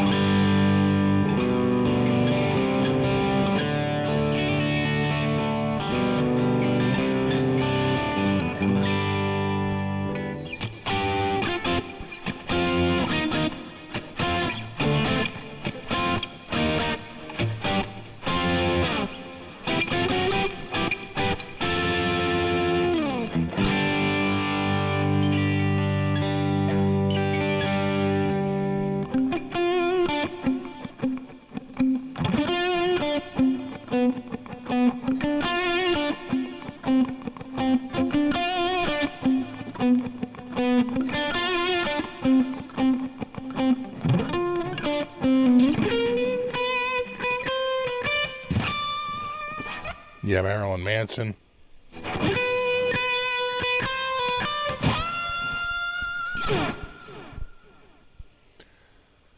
No.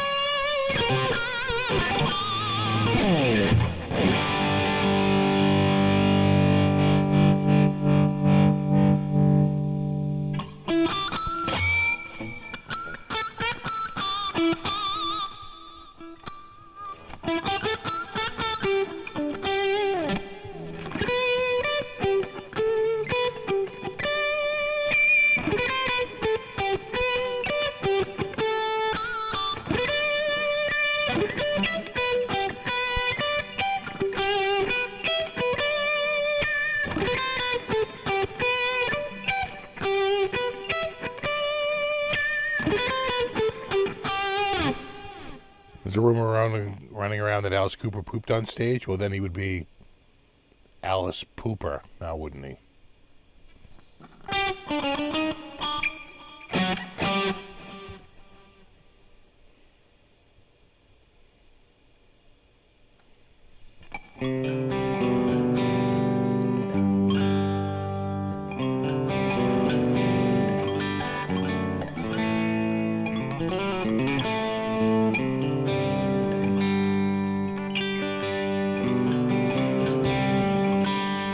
That joke was right there, right in front of me, taunting me.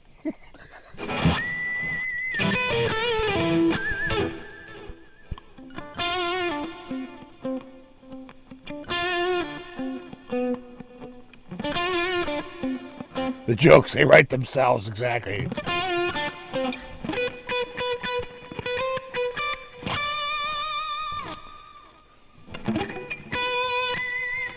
It's not AI, it's OI, organic intelligence.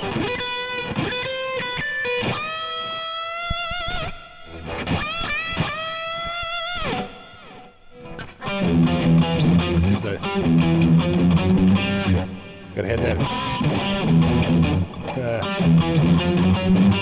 Ba-do-ba-do-ba-do-ba-do-do.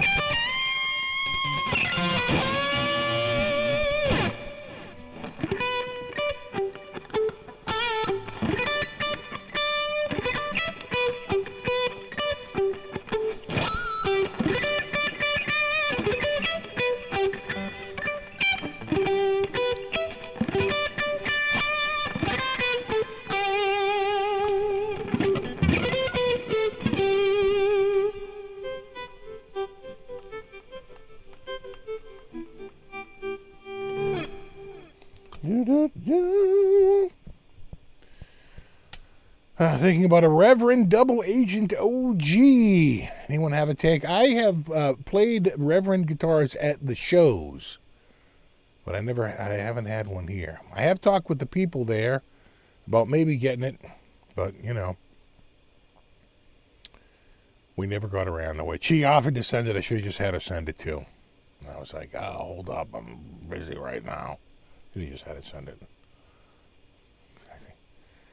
Yeah, Ruby has his own guitar model that costs $4,000. Yeah, don't get cheap on me, bro. That's what a real guitar costs now. 4 G's. No, wait. 5 G's. See, it's a deal. Now it's a deal. What's up, Phil? How's the green slip working for you?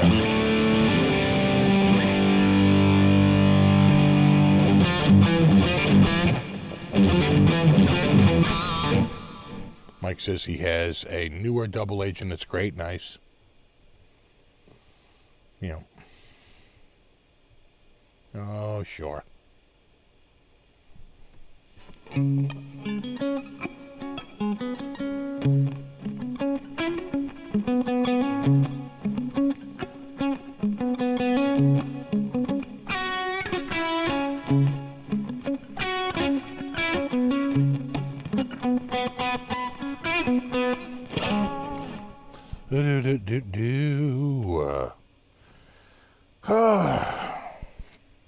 I haven't played this guitar in so long.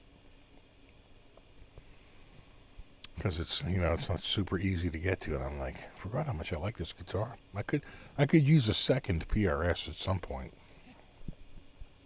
I like it. I like it.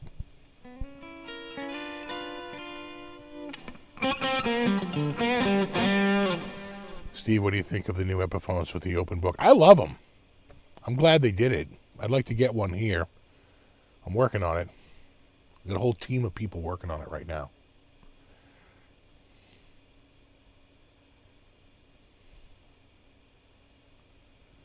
Exactly. I need to spread myself around to all guitars. I need to be guitar agnostic.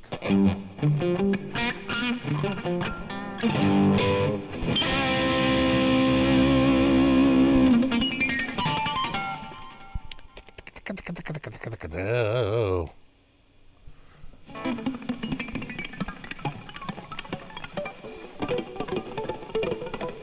Yeah, I know exactly. I know a guy who knows it. I know a guy who knows a guy, his brother. What's the old joke? Oh, you should see the people we're going to have on this show. You know the guy who, like, spray paints the boat with the rubber? We got his brother. This PRS is not a heavy guitar. I don't know what it exactly weighs, but I'm gonna guess in the 7s. There's no way this is even in the 8s. I'm gonna guess in the 7s.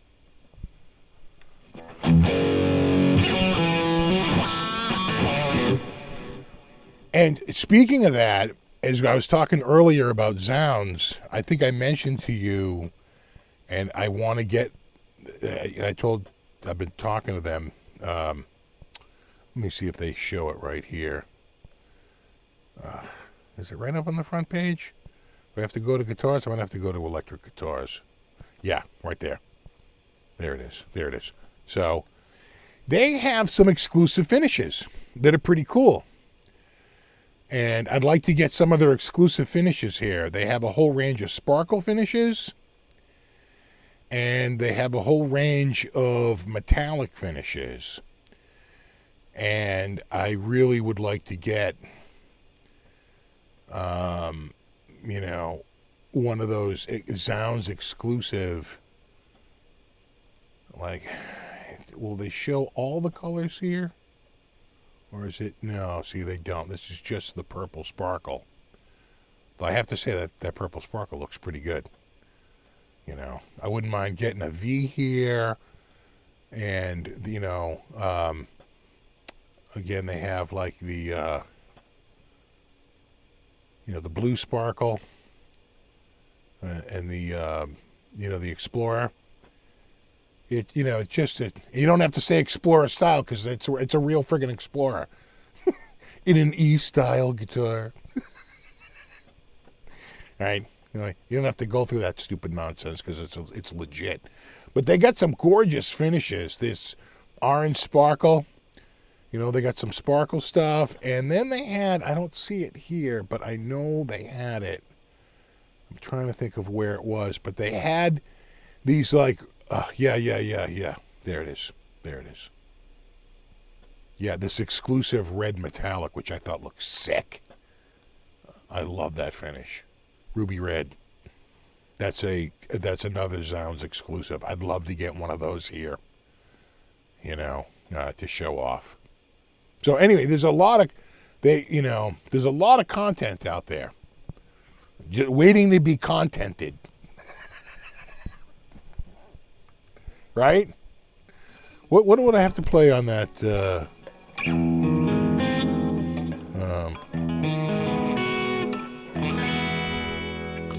Play on that V.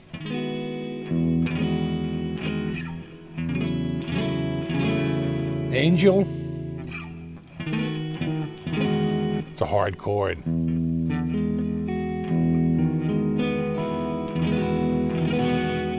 That's open. 6, 6, 4, 7.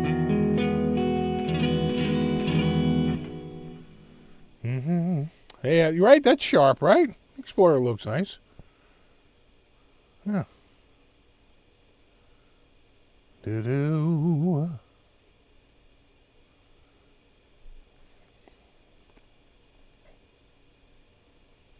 Have I tried STL Amp Hub yet?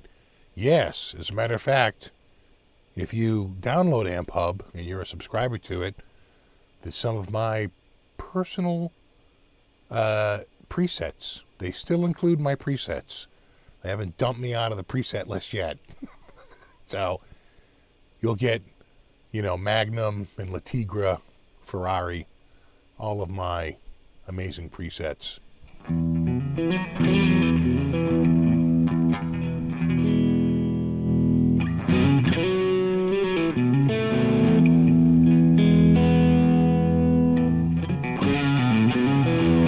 Did I do anything for 420? No. No, we had, I just out of curiosity, I checked we have a dispensary in town. I haven't checked it, and God knows how long. And just to see what they were doing, right, see how prices were going now, because I have heard prices are falling through the floor. And their website was down. I think they closed. I think what's happening is that prices plummeted in the last 5 years. And people were banking on a certain margin, on a certain amount of money coming in, and it's just not, to be competitive, they can't do it. And what's happening is there's going to be a shakeout where there's going to be a lot of places that fail and go under. And then the ones that are bigger and can hang on will consolidate, and prices will go back up again. But right now, prices are in friggin' free fall.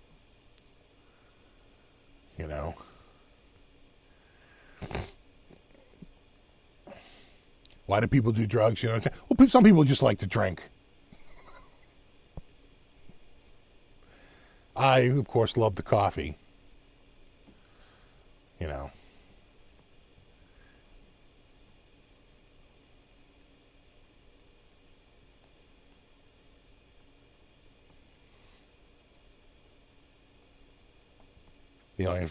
Inflation hasn't hit. Well, it's been negative inflation on it. Prices have plummeted. It's not that they're going up or not going up. They're coming down. A quantity that 5 years cost $65 costs $20. If you drove to Maine, it would cost $10. So they were hoping to get $65 a unit, and now they can get $10 a unit, and they're like, we're going under.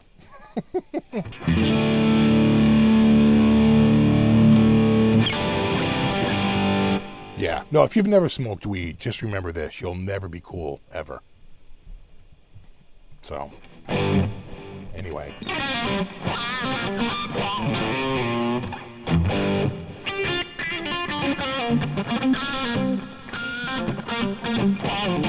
No pressure, though.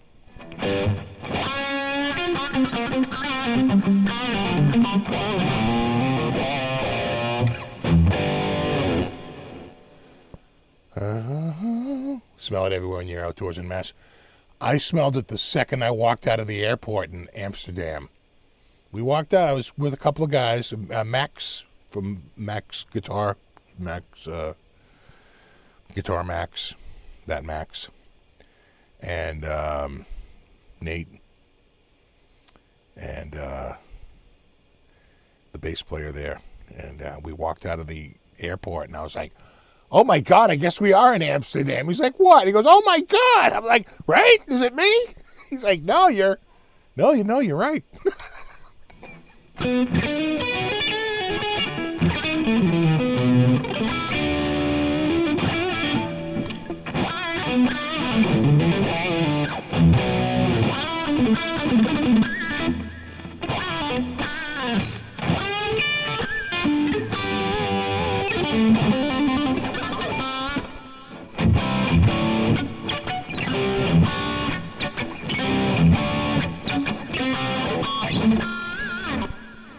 In my 50s, still a humorous thing to see packages and bottles with weed descriptions on. I know, and it's so stupid.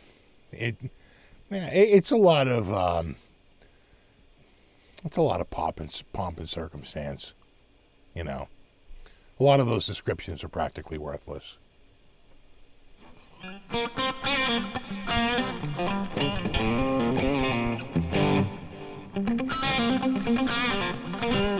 No, you're wrong, Celeste.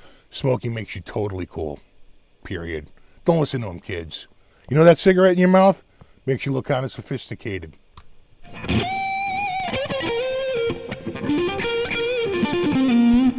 Smoking claimed EVH. Yeah, but he did it for too long.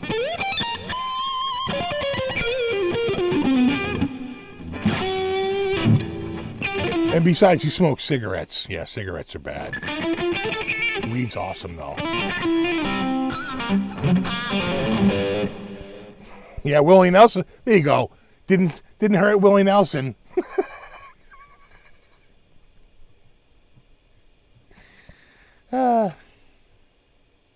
Exactly. It was EVH's pick. Actually, if I think back and I think to all my friends who have had heart attacks, every single one of them was a cigarette smoker. Without fail. There's not a single one, none of my friends who've had heart attacks, none of them never smoked. They were all smokers, at least for a good portion of their life.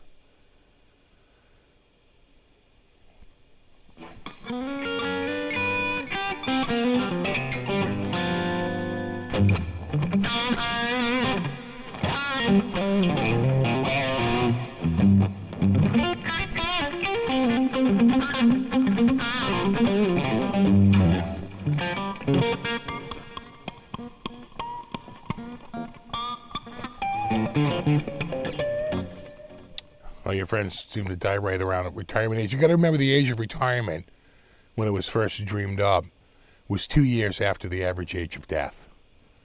Right? You could retire at age 56. The average lifespan for a man in the United States was 54 or like 52.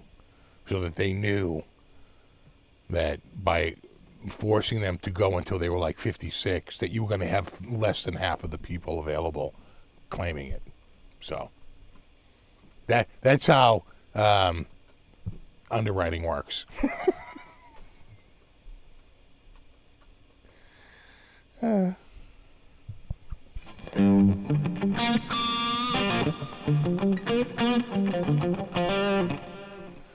Yeah, Keith Richards. When I was in Germany, I saw people in wheelchairs smoking cigarettes. Well, they seem pretty old. They were still smoking. It's on a person by person basis, you know. No one wants to do it now. It was always there. You were just sheltered, dude. You lived in this little bubble, this bubble of non-reality. That everyone wants to do it. That was always there.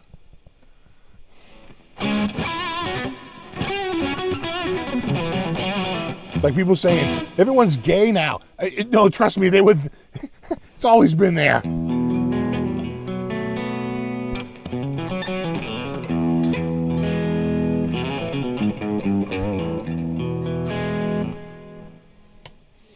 Yeah, I saw that same interview, Peter, where Keith talked about quitting smoking and quitting drinking.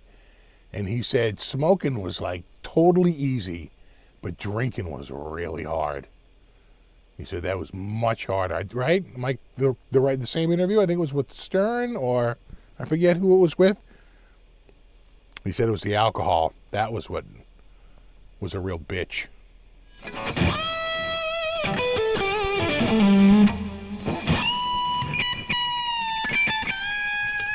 Exactly, and the furries. Never forget the furries.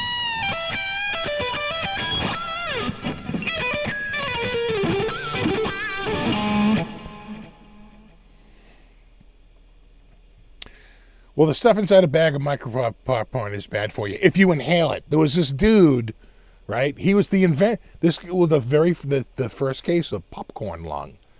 He would open it, and he had again with the OCD, has to do it every time he would open it up and breathe in because he's psycho, and he would eat all this popcorn, and he was like Mr. Popcorn, and it landed him in the friggin' hospital.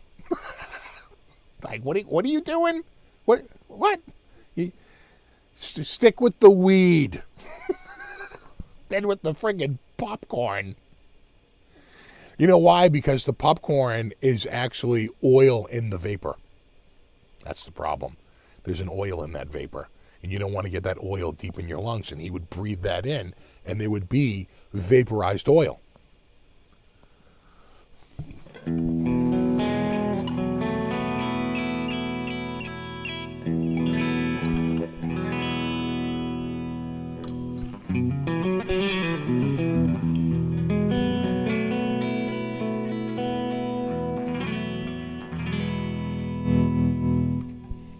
One nothing Bruins. I'll take it.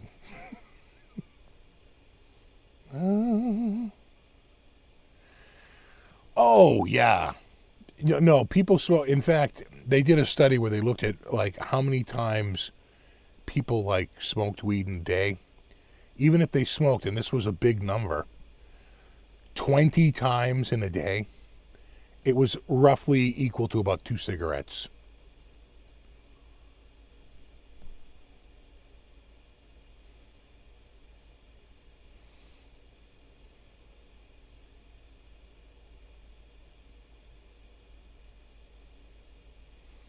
Still illegal in Wisconsin. If you could buy it legally, it would. Yeah. It went legal. It went decriminalized, I want to say, in 2010, which meant that if you got caught with it, you wouldn't go to prison. It was a civil fine. That's how it started. And then it finally, and it went medical in 2012, maybe? Or maybe 2010, 2012? And then it finally went recreational legal in 2016. You know, they told you in health class 1 joint equals 20 cigarettes. Well, they lied.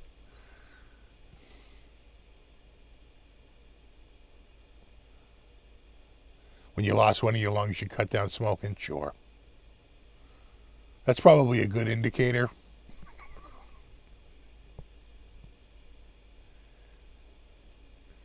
Still technically illegal in New Hampshire. Yeah. If it gets legalized in New Hampshire, you watch it. It'll go to all the, they're not giving that sweet plum away. No. In New Hampshire, it'll go to all the state liquor stores.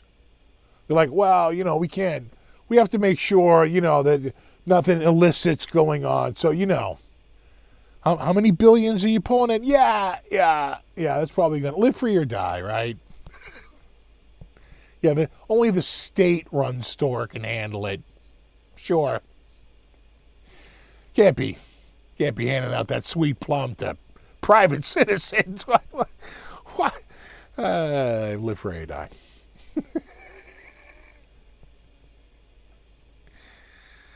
Yeah, it's all the same thing. 1 bone equals 20 butts. Yeah, that's bullshit.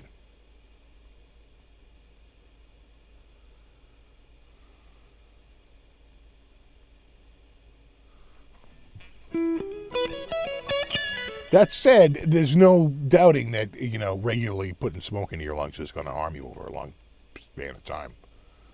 It just is. You know, which is why I, you know, pretty much quit, because it was... You know, it's like, when are you going to win? Because you kind of have to. It's going to hurt yourself long term.